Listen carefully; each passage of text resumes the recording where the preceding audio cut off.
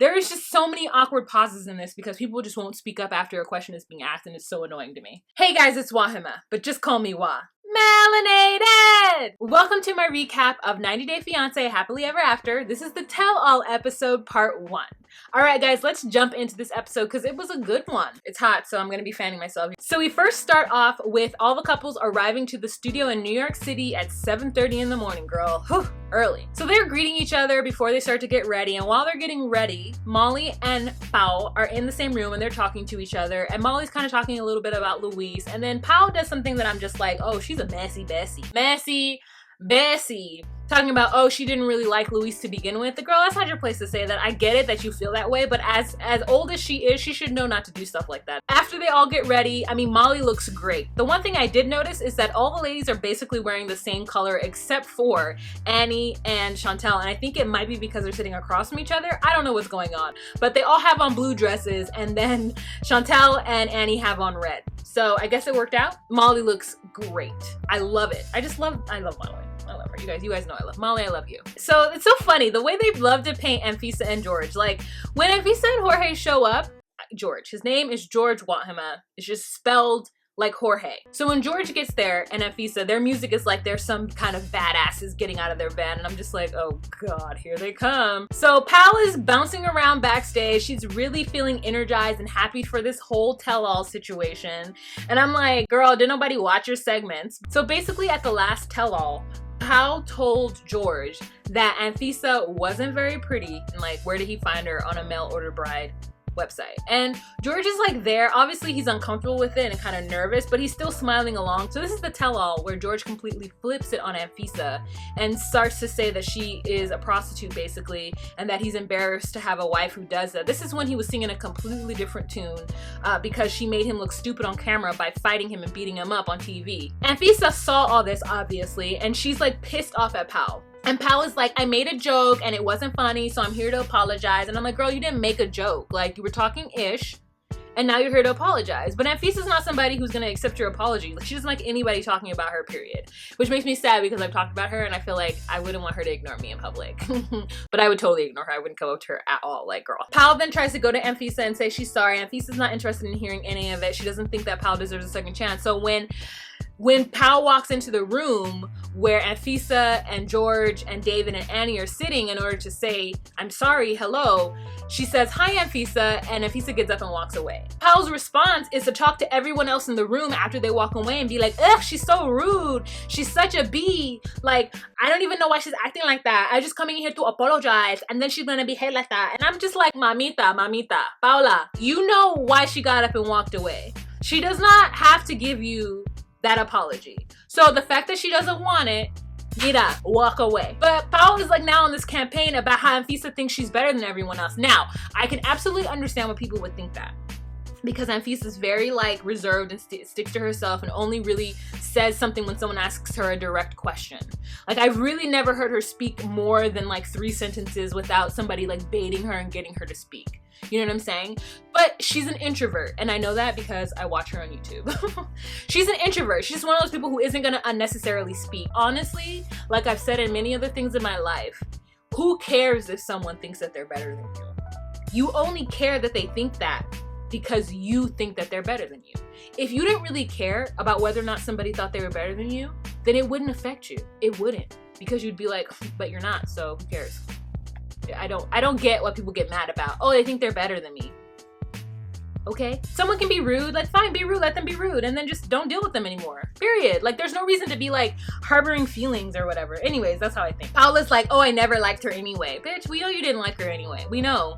We know. You called her a mail order bride to her husband, which you should not have done. The same way you shouldn't be telling Molly that you never liked Luis to begin with. Bala! Chismosa! So anyways, they're all sitting down. They're about to start the show. Sean introduces the couples and says a little bit about them. Sean is talking about how they're not sure if Luis is going to show up. She has so many questions for Luis, and she's sure Molly does too. And Molly's like, no, girl, I don't have any questions for Luis. Like, she doesn't. It also turns out that Luis has been talking to Pedro and David, telling them that Molly abused him, that Molly like hit him or something. And I'm just like, okay, I don't believe it, but like, whatever. Okay, so when this is filmed, I don't think the fight between Pedro and River had been shown on TV. And so they haven't seen that episode yet, right? So they're sitting there and they show a little bit of that episode of the fight, and all of the panelists are just like in shock.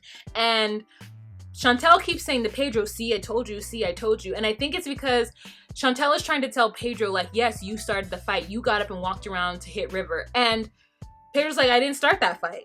But like, technically he did. He did put hands on River first, even though River did hit the thing towards him. And I think that is what Pedro is saying. Like, he hit that towards me, so that is what started the fight. But you know, tomato, tomato, girl, tomato, tomato. Everyone's kind of shocked that that's the way it ended. And so Sean is like, hey, Pedro and Chantel, I'm really shocked that you guys are still together. And they're like, yeah, we're still together. We're still working it out. We haven't really been talking to each other's families. And so we're just kind of like living our lives. And I'm just like, maybe that's what they need to do. And Fisa and George, she asked them the same thing. Like, why are you guys still together? And Anfisa turns and says, because of the love we have for each other. She said it so insincerely and just so funny. It was just like, it was a joke, but like, what do you mean, why are we still together? Because we are, girl. Like, what do you want? The same thing with Paolo and Russ. They're just talking about how, like, things are hard, but we're still together. And everyone's just like, come on, Sean, ask a better question. So then they start talking about their sex lives, which I was just like, this is so uncomfortable. Like, I don't care. Apparently, Azana and Nicole have had sex, and like, girl, I did not need to know that. I was so happy believing that they hadn't. Jorge and Anfisa talk about theirs, and surprisingly, Anfisa's like, it's fine, it's great. And then George is like, it's fine, but it's nobody's business. It's like, calm down, Jorge. It's just a question. I mean, it's a stupid question, but yes, it's just a question. Calm down. So there's this part in this where Chantel gets upset because Pedro's talking about leaving, right? And so Chantel gets up and walks away. And she feels like she can't argue with him. She can't have a conversation with him because he's just going to continuously threaten to leave her. And I start to see why she gets the backbone that she gets when her family's around. Why she's so frustrated and she feels like she has to tell her family. It's because when it's just her and Pedro, it feels like Pedro doesn't listen to her. And he just like railroads her and then throws out the fact that he's going to divorce her. That he's just going to go back to the Dominican Republic. He keeps on throwing out this idea that he came here for love. He came here for Chantel. He didn't come here to be attacked by her family. He didn't come here to fight with her about his money. He didn't come here he's like, do you think that I left my family just to come here and give him $150 a month? Like, he could be giving them more when he lived there. He could be taking care of them more, but he feels like he left his responsibility of taking care of them. They no longer have, his money and what he brought to their family dynamic. So while he's in the US, he's sending $150 back a month to them and like other things that he feels like they should have or that he wants to give them because he feels guilty about leaving them and coming to the United States to be with Chantel. So that I understand. But him continuously throwing it back in her face, like, I will just leave you, I'll divorce you, it doesn't matter, like, I came here for you, but this is too much, and like, whatever, I'm going, is mean. It's mean because she really loves him. And I see why her family jumps in. Now, they jump in too much, and they do too much, and she says that there are some times when she, like, stops them, but overall, she just wants to be heard by him. Now, I think it's weird for her to want him to stop sending money back, but he just needs to listen to her. And I'm starting to see her point of view a little bit from that little interaction of her being so upset and getting up and walking away and him being just like, I don't need this, I'll go back home. And I'm like, that's not fair though. Like, I get it, but that's not fair to say. And I do think that him saying it's his money, like, I understand that. But at the same time, if you want to be with somebody who feels like it's not his money, it's not just single money, it's our money, then they need to have more conversations about that without her family. After that, we go on to Jorge and Anfisa, and we start to talk about the fact that he has this baby, possibly. And they get the ex on the phone, and the ex is just basically, I want him to take a paternity test. And then Sean is like, well, then what after that? And she's just like, nothing, I just want to know. And Sean is like, so this past 10 years, you don't know who the father of your kid is? And she's like, no. And I'm just like, ooh, did the other dude not get a paternity test either? Are there other people that you need to get paternity tests from? Like, girl, get those paternity tests. This isn't Maury, you know what I'm saying? And so Anfisa then says, like, you know, he should get the paternity test so that he could do whatever he wants to do, because if that baby is his, I'm not going to be with him if he has a baby. Now, this upsets everybody on the other side of the couch. Powell and Russ are like, well, that's true love. And I'm like, obviously it's not. Like, we know the reason why Joyce and Anfisa are together. Like, it's not true love. Like, not every marriage needs to be true love, this fairy tale, we can't live without each other love. Some people just get together because it's fun and convenient. And when it becomes unfun and not convenient, they get out of it. And there is nothing wrong with that. Mind your own business. If you want to get married because you think God brought you together, if you want to get married because you think this is your soulmate, if you want to get married because it's convenient for the both of you at the time, then everyone needs to get married for the reasons that they want to get married. This idea that marriage is this one blanket thing where you need to be together forever, and if it's not under God, or if it's not forever, if it's not your soulmate, then something is wrong with you. Like, girl, people get married for a myriad of different reasons throughout the world. Westerners get married because of love. Some people don't. Some people get married because it makes the most sense to keep the family lines going. You know what I'm saying? So like, there can be all kinds of reasons why you get married. So for Russ and Powell to make that comment of like, oh, it's not true love, girl, did you think it was? He went to Russia to get a girl because he thought American girls were acting too masculine, and he wanted a little docile girl from Russia who he could control.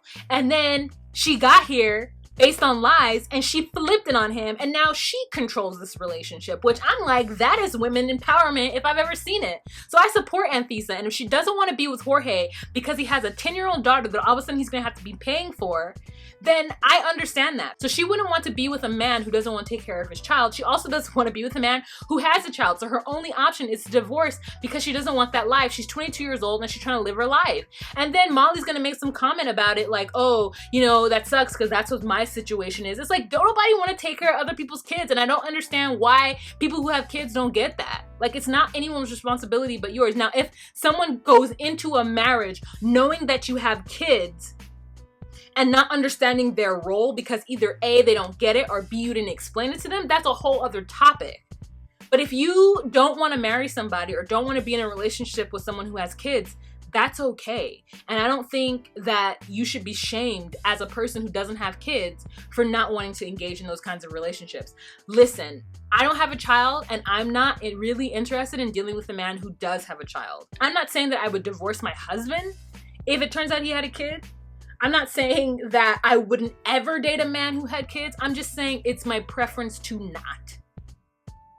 That's it. Who knows how I feel if I was head over heels in love with somebody and then they had a child. Like, maybe I would deal with it, but who knows? But you shouldn't be shamed for not wanting it off the bat.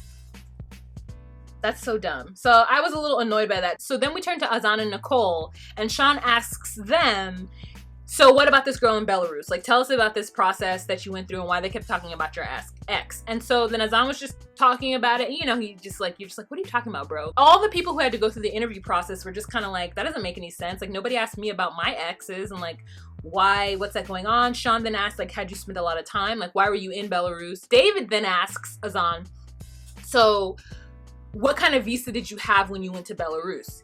And he was like, it was a tourist visa. And so I stayed there for a couple of months. And I'm like, dang, Azan was in Belarus for a couple of months? That's crazy. That's a long time to be in Belarus. And then Anfisa, she actually came back with what I was thinking. She said that Belarus is not a destination or touristy area. Like, it's not that kind of country. And that's what I was thinking too. I'm like, I've never heard of people like visiting Belarus. Like, it's not a destination place to go visit.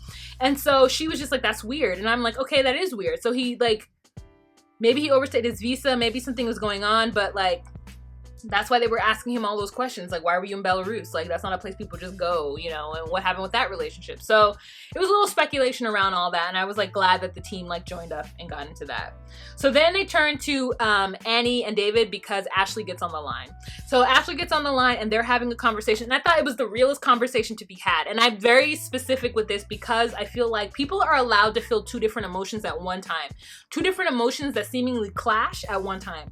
So they only showed spots of Ashley being angry at Annie and saying, you don't know what you're talking about. You don't know about me, because they brought up and re-showed the situation where Annie got on the phone and was talking about Ashley, saying how she's 2 cents short of $1 and that, you know, she has a lot of kids and she all has 3 different baby daddies, like blah, blah, blah, blah, blah, which like, whatever, you know what I'm saying? Like, who cares? Like, I'm not interested in shaming anyone the same way. So then I think Ashley's rebuttal is like, well, you're talking about me and you don't even know about my life, but you met dad because you were a call girl. And they're like, well, I wasn't a call girl.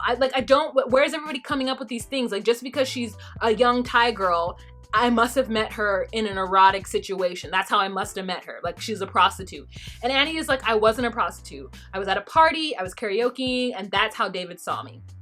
And so then Molly chimes in and is like, but even if she was that, like, who cares? Like, why does it matter? Like, they're adults. It doesn't matter where they met. If they love each other, they love each other. And like, just this whole thing about the age different, Molly is like standing up because she's like, I was with a guy who was 24 years younger than me too.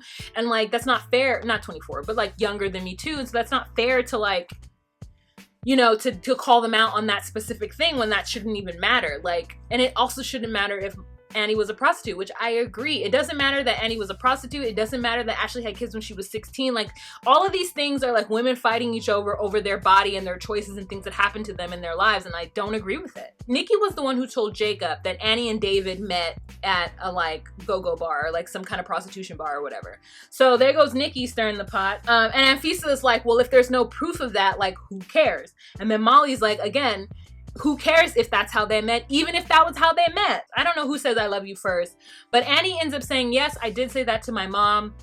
I wasn't lying. I was only speaking the truth. And she says, you know, your dad does love you and we all love you. And, you know, Ashley's just like getting emotional because David starts to get emotional. And it's just kind of like they're just pointing fingers at each other when they just really don't need to do that. And it ends up where it's just kind of like, we love you guys too. And it's just like, it was a good ending to that fight because TLC only showed the fight. So you thought they were about to go in on each other, but it just turns out it's just like everyone being upset at everyone else for David's behavior. I mean, she shouldn't have said that she was 2 pennies short of $1. Like, that was like, you know, obviously Ashley's not crazy. It was good. The outcome of that was good. And I was happy that they were able to, like, you know, come together and end it on a peaceful note for the show. Really, I was. So then there's this moment where Annie and David are talking about having kids, and Annie's like, she can't have kids with David because, you know, she feels like the probabilities are very low, and also like David's not going to want to go outside and play with the kids, and so she's not going to have that much help. And then all of a sudden there's like this moment between Powell and Anfisa, right? Because the producers had decided that Jorge needs to sit up. So the producer is trying to get Jorge's attention, but Jorge's not seeing it. Powell sees it, and she looks over to Jorge and she keeps telling him to like look over, and then Anfisa's looking over at her like, and then flips her off. Powell then sees that and she's just like, look over, they're calling you. So then Sean notices it and like, what's going on? And Powell is like, this girl just flipped me off. Like, I'm trying to tell her that the producers want to talk to George. And then Anfisa's like, well, then they'll get his attention. Which is so stupid and childish. Like, duh, they were trying to get his attention, girl. Like, calm down. And so Jorge's like, what? So Powell's like, look, little girl, you need to mind your own business because I'm just trying to tell him that they're trying to get his attention. And Anfisa's like, well, isn't that the pot calling the kettle? I need to mind my own business. You need to mind your own business. She is pissed. And then Anfisa pops up, girl, like she's about to go and fight Paula. Paula does not even move. She doesn't get up. She doesn't do anything, right? Because Paula knows that if Anfisa goes swinging, Anfisa's going down. I don't have any reservations about the fact that Powell would mess Anfisa up. I'm scared of the Bucaramanga Bottega chick. Like, I don't know if Anfisa works out, but I know Powell does. You know what I'm saying? Also, Powell's wearing a dress that if she were to get in a fight, girl, her titties would be out and everything. So she needed to change her outfit if she was gonna really fight. But yeah, so she gets up and she's like, I'm not dealing with this. And so she gets up and she walks away. And when Anfisa pops up, so does Chantel, which makes Pedro pop up. And Pedro's like, hey, baby. Girls, if you don't sit yourself down, because I am not about to get in a fight for you because you jumped into a fight between them two. Like, Anfisa and Chantel are pretty close. I think they talk to each other. And so Chantel is well aware of the situation between them two. And so, like, she's there to defend her homegirl. But Pedro was having none of it. She was like, girl. And after that, they go to Azan and Nicole again. They start talking about the fact that Azan doesn't have a work. And then Azan gives that really stupid, lame excuse about the reason why he doesn't have a job was because he spent so much time talking to Nicole at night that he lost his job. And everyone else is like, you just set up time. You just like arrange time to talk to that person. You don't need to like quit your job or get fired because you're trying to have conversation with that person. And so everyone's just like rolling their eyes at this stupid plan. And then they're like, well, what are you going to do when you get to the US? Are you going to get a job? And he's like, well, he's trying to get a job now. And like, I'll just get a job when I get to the US. And everyone's like, it's not that easy to get a job in the US. Like, you better get your job now, save your money so that when you get here, you'll have a little bit of money. And then you can worry about getting a job in the US. It's just not going to be easy for you. And he's like, no, I have no problem. They're just so young and like unrealistic, you know? Like, I mean, well, David is not young. He was unrealistic too. So, okay. So also what I noticed is that Russ and Powell have matching shoes. Now we move on to Russ and Powell, right? And they're talking about Juan, which I don't care about. Juan gets on there and basically says, like, Powell, there's another man you should have married and you still have feelings for him and he's here. And Powell is like getting upset and is just like, stop talking. And then Russ is just like, he's so disrespectful, like, ugh, beta male Russ, you know what I'm saying? Just so beta. So then we move on to Molly and Luis. And so they show the episode that Luis refused to leave the house and that he wouldn't take off the music, and Molly's frustration with the whole situation. And then they bring out Olivia, and Olivia just talks about the fact that, you know, she just wants the best for her mom and that she's not ready to move back in yet, but she will be ready to move soon. And Shauna's like, I don't know about you, but when I was 18, I couldn't talk to my mom like that. And I'm just like, girl, we've already established that Molly and her daughters have a very specific, special relationship that's between them. So like, come on, child. Like, when people do that stuff of like, I was never allowed, like, we all know that there's those of us who had like really strict rules with our parents, and there's those of us who didn't. And they're the ones that don't. Like, let Molly rear her kids the way she wants to rear them.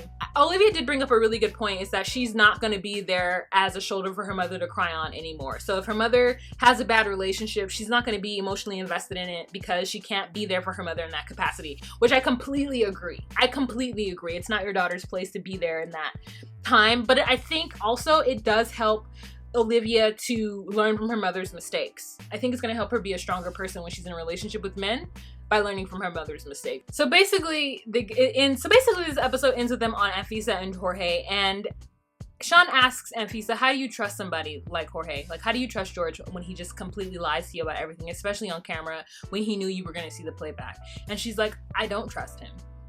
But like, yeah, so there's just that moment where she's like, I don't trust him, and then Jorge's like, we've been working on it, and like, you know, we've been really trying, and it's just like, it's not gonna solve the problem. You're a pathological liar. So like, when Sean's like, why lie about going to the divorce lawyers? He's like, I forgot about it. And nobody believes that. You didn't God, he's lying again. Lying again.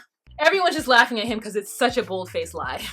And then George is sitting there looking stupid, like with his head down, looking like everybody's laughing at me. Like, he just wants to yell at everybody, but he has no reason to yell at them. So David starts to say to them, like, you know, like, what's going on? It seems like you guys are just being better than everybody. Like, you're so standoffish and you don't talk. And then Anfisa gets upset at David and it's like, stop talking mess about me. I don't say anything about any of you guys, and you guys are talking about me. Anfisa is like, I don't want to talk to Powell because she talked about me last tell-all. Did you not watch last tell-all? And Paula jumps in and she's like, you're just sitting there not even saying anything when you're the one who came to us talking about how your wife used you and abused you, and now you're just sitting there not owning up to your part in it. You came to us and we tried to defend you, which again is wrong, Powell. You shouldn't have said anything about his wife. But she's right. He did come to them.